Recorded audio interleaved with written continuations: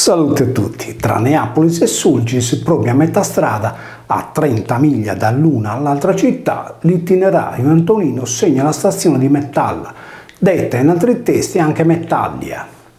Alcuni scrittori danno questo centro nei pressi di Flumini Maggiore, altri lo collocano ad Antas, dove è presente il tempio del Sardus Pater, altri ancora ipotizzano la sua sede naturale a Iglesias, essendo quest'ultima città il centro di smistamento dei minatori nel periodo romano. Metallum in latino significa proprio miniera o cava, ma anche metallo, prezioso. Mettalla non può corrispondere a una di queste località poiché nessuna di esse rispetta le 30 miglia indicate, ossia 44,4 km. Inoltre non è probabile che una delle maggiori arterie della Sardegna si arrampicasse sulle tortuose montagne arborensi. L'alternativa sarebbe quella di aggirare i monti Eglesienti passando per la pianura. In questo caso, tenendo conto della distanza indicata dall'itinerario e seguendo l'attuale strada che da Guspini porta a Villacidro, passando per Gonno Sfanadiga, si giungerebbe nel territorio di Vallermosa. Una sorgente di acqua calda che il viaggiante avrebbe incontrato prima di Vallermosa, chiamata oggi Acquagotta, che sgorga a una temperatura di 46 gradi, costituendo un tocassana per i viandanti che dovevano rifocillarsi, è presente nell'attuale comune di Villassora. Nella geografia di Tolomeo questo centro termale è indicato con il nome di Acque Neapolitane. Tale denominazione, data per certa alle acque di Santa Maria Isacquas di Sardara, trova invece riscontro proprio nella via che collegava Neapolis a Mettalla, passando per Acquagotta. Villassora in sardo è detta Bide Sorris. Secondo un racconto popolare, il nome Sorris è dovuto a due sorelle che avevano fatto parlare di sé in paese. Sorres però esiste anche nel Logudoro, San Pietro di Sorres, a Borutta, nel Barigado, Sorraidile e in altri luoghi della Sardegna. Sorres potrebbe essere rivolto alle 7 sorelle Iadi o alle 12 Pleiadi venerate dall'antichità o alle Graie, le dive del sole sorelle di Medusa. Sorres potrebbe essere le 3 Marie, così denominate in alcuni paesi dell'isola per indicare le 3 stelle della cintura di Orione. Villassora Bida e Sorris è però fuori rotta rispetto alla grande arteria che doveva unire Neapolis a Sulcis, attuale Sant'Antioco. Inoltre non vi è alcun collegamento con il toponimo di Mettalla. C'è invece una connessione diretta tra il centro di Vallermosa e Mettalla, poiché tale cittadina è posta a circa 30 miglia sia da Neapolis sia da Sulcis.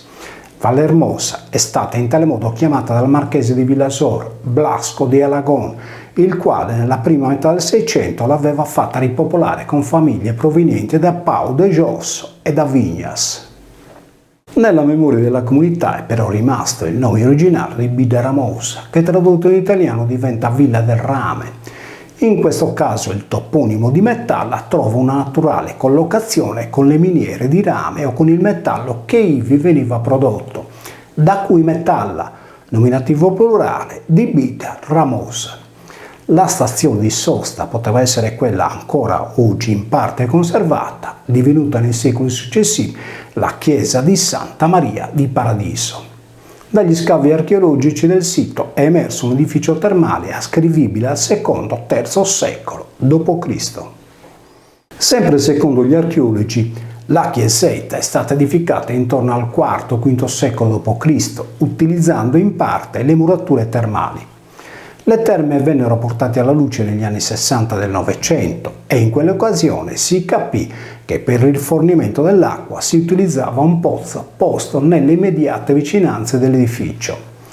A destra della chiesa si vedono ancora i basamenti che sostenevano l'intercappedine per il passaggio dell'aria calda e si conserva pure l'imboccatura del forno per il riscaldamento degli ambienti. La chiesetta di Santa Maria, che si trova alla periferia del paese, venne donata nel 1089 dal giudice di Carales, Costantino Salusio II, ai monaci vittorini di Marsiglia, che la curarono per poi abbandonarla intorno al 1180. Ricostruita più volte, venne dedicata a Nostra Signora di Monserrato. Vallermosa o Bideramosa si trova tra i due fiumi Riu Pao e Riu Goramanna. dalle alture della vicina area archeologica di Mazzanni, costituita da 3 pozzi sacri a tempio nuragico, si domina buona parte della valle del Cigerri. Claudio Tolomeo indica in questi luoghi il tempio del sardo Patoris Fanum, dunque il fano dell'arco sardo. Patoris è il genitivo latino di pator e non di pater, come qualche studioso ha tradotto. In sardo, per arco, si intende tra gli altri il varco, l'apertura, la vallata, ma anche la mandra solare. Perciò Sardo Patoris Fanum è il tempio dell'arco di Sardo. L'eroe eponimo della Sardegna era considerato sinonimo di rosso, proprio come la coprite, da cui si estraeva il rame. L'anonimo Ravennate cita questo luogo con l'epiteto di Sardoparias o pelle di sardo. Anche il geografo Guidone cita il fano tempio del Sardoparias nei pressi di Bidaramosa. In altre parole, per pelle di sardo si intendeva lingotto di rame, denominato dagli archeologi a pelle di bue o di serpente. Infatti Parias era una sorta di serpente. In sardo, Pau, cui è stata fatta fuori per sincope la consonante L di Palo, nome del fiume che attraversa il paese e omonimo del villaggio medievale di Pau, era un genere di tubo di ferro appuntito, come il berrudo, specie di giavellotto con il manico di quercia rossa sughera, l'arma antica dei sardi.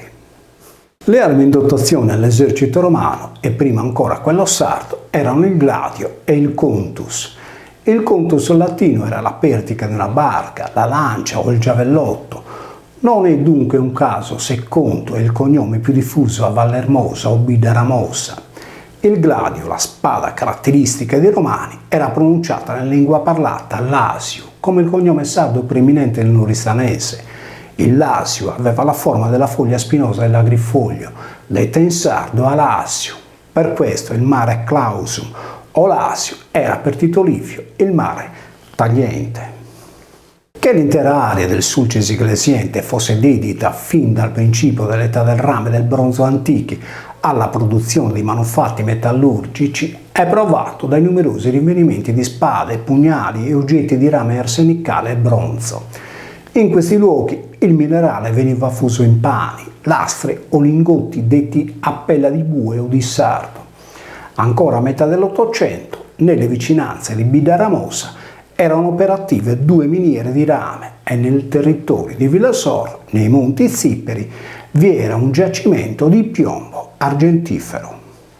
La miniera di Canale Serce a Villa Cidro è l'unica nota in Sardegna per l'estrazione della cassiterite, un ossido di stagno indispensabile per produrre il bronzo.